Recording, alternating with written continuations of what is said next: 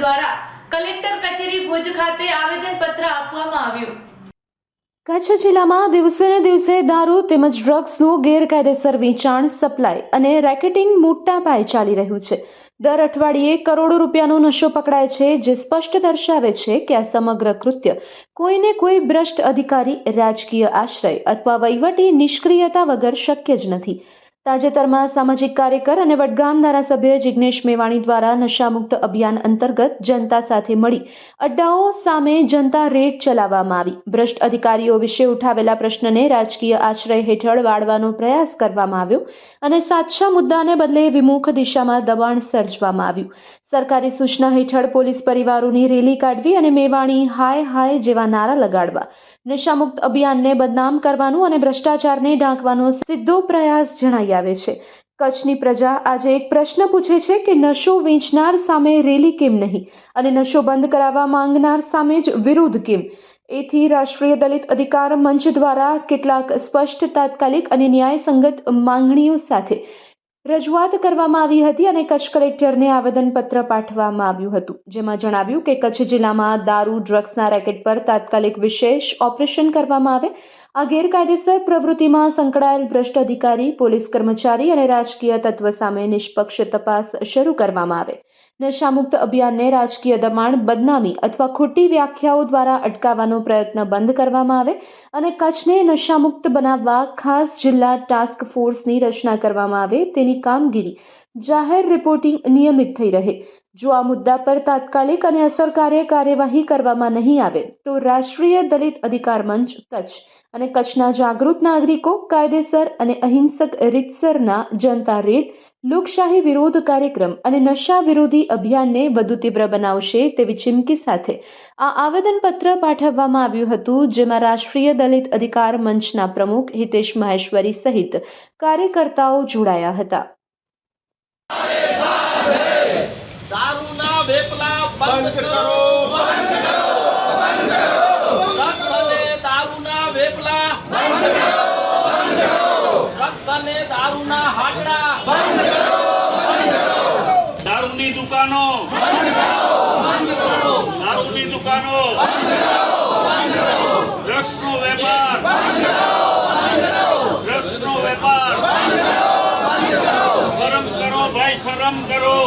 આજે આવેદન પત્રની વિગત એ રીતે છે કે કચ્છભરના દરેક લોકો સ્પષ્ટપણે જાણી જ રહ્યા છે કે કચ્છભરના ઠેર ઠેર ઠેકાણે એ આડેસરથી કરીને નારાયણ સરોવરનો સમગ્ર કચ્છનો વિસ્તાર હોય એ વિસ્તારમાં દારૂ તેમજ ડ્રગ્સના ખૂબ મોટા પાયે ખુલ્લેઆમ જાણે હાટલા ખુલી ગયા છે।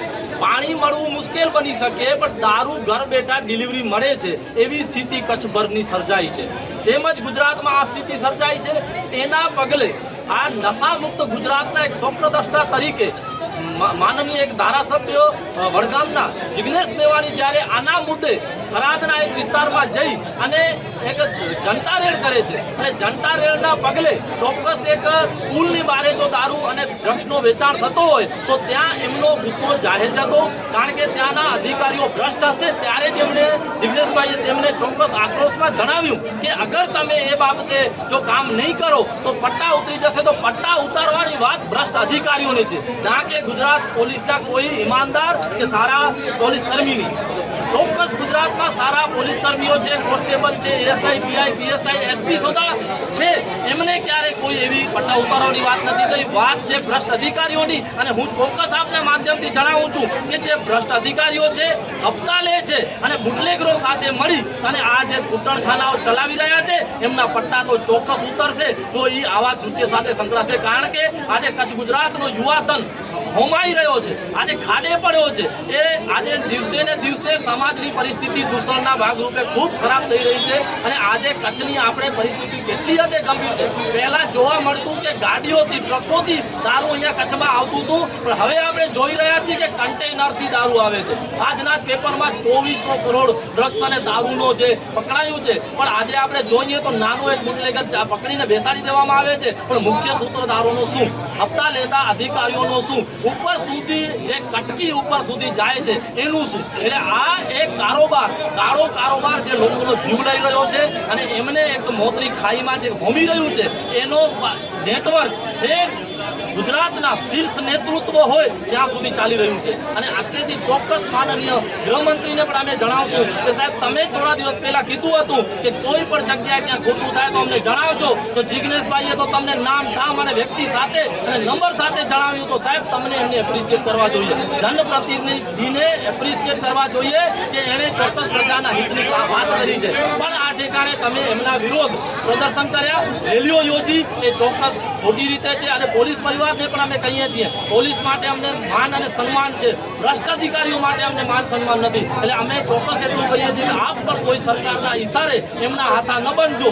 આ ચોક્કસ લડાઈ ડ્રગ્સ અને દારૂના વેપલાની છે. આજે અમે બહોળી સંખ્યામાં જ્યારે અહીંયા સંગઠનના દરેક આગેવાનો અને જે જોડાયા એમની એક જ વાત છે કે અહીંયા મહિલાઓની પણ એક જ વાત છે કે જો પોલીસ દારૂ બંધ ન કરાવી શકતી હોય તો કચ્છભરમાં ચાલતા દરેક હાટડાઓ બંધ કરાવવા આવે અમે ખુદ નીકળવાના છીએ. અને ચોક્કસ ઠેર ઠેર ઠેકાણે જનતા રેડ થશે.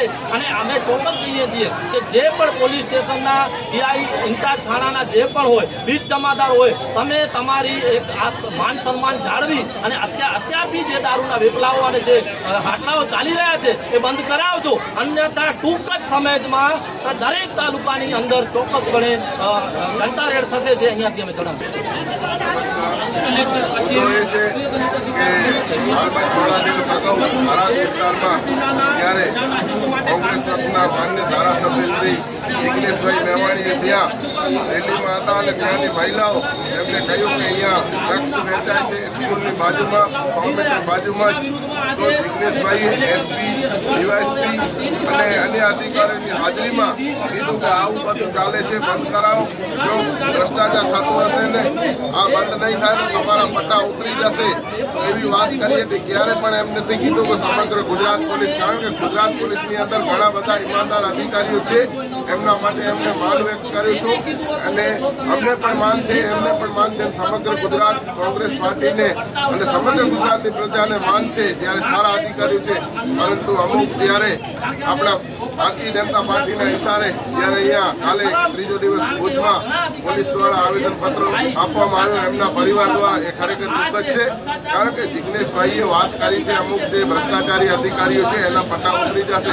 તો હું કહું છું એવો અગર કાંઈ ખોટું નિવેદન કર્યું હોય તો ગુજરાત સરકાર અને પોલીસના હાથમાં કલમ છે.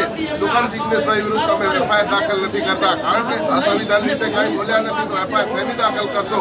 અને હું માનનીય ગુજરાતના ગૃહમંત્રી અને અનેક ભારતીય જનતા પાર્ટીના નેતાઓને અહીંયાથી જિગ્નેશભાઈ વતી હું ચેલેન્જ કરું છું, જો તમે ઈમાનદાર અને સાચા માણસ હો તો પ્રેસની હાજરીમાં 1 કલાકની ડિબેટ રાખો. એક બાજુ જિગ્નેશભાઈ મેવાણી હોય અને એક બાજુ તમે હો તો દૂધનો દૂધ અને પાણીનો પાણી થઈ જશે. ગુજરાત પોલીસને વિનંતી કરું છું, જ્યારે ગુજરાતના ઈમાનદાર અધિકારી સંજીવ ભટ્ટ અને અનેક જ્યારે એસએમસીના એક અધિકારી ઉપર પણ જ્યારે બુટલેગરો દ્વારા ગાડી ચડાવવામાં આવી હતી, કચ્છમાં પણ આમ ભચાઉની બાજુમાં જયદાન, સાગરદાન, ગઢવી અને પ્રાણગીરી પોલીસના કર્મચારીઓ હતા, એમના ઉપર પણ પોલીસ દ્વારા કાંઈ પણ કાર્યવાહી કરવામાં નથી હતી. બુટલેગરો એમને ગાડી ચડી અને મારી નાખ્યા હતા. તો એ પોલીસ પરિવારના નહોતા. ત્યારે તમારી કેમ ખમીરતા નથી જાગી? અત્યારે તમે જ્યારે સાચી અને વ્યવસ્થિત રીતે કોઈ ધારાસભ્ય વાત કરતા હોય, જિગ્નેશભાઈ એક આંદોલનકારી નેતા છે, નોન કરપ્ટેડ નેતા છે, ઈમાનદાર નેતા છે, એમના વિરુદ્ધમાં તમે રેલીઓ કાઢો છો, એમનો મોરલ કામ કરવા માંગો છો, ત્યારે ગુજરાતની અને કચ્છની પ્રજા ક્યારે પણ સહન નહીં કરે. તમારી ઈમાનદારી અને આજે તમે ઈમાનદારો જે પણ અધિકારીઓ હોય કે ગુજરાત સરકારના મંત્રીશ્રીઓ હોય, 1 કલાકની ડિબેટ રાખો પ્રેસની હાજરીમાં. જિગ્નેશભાઈને સાથે લ્યો તો દૂધનો દૂધ અને પાણીનો પાણી દેખાઈ જશે.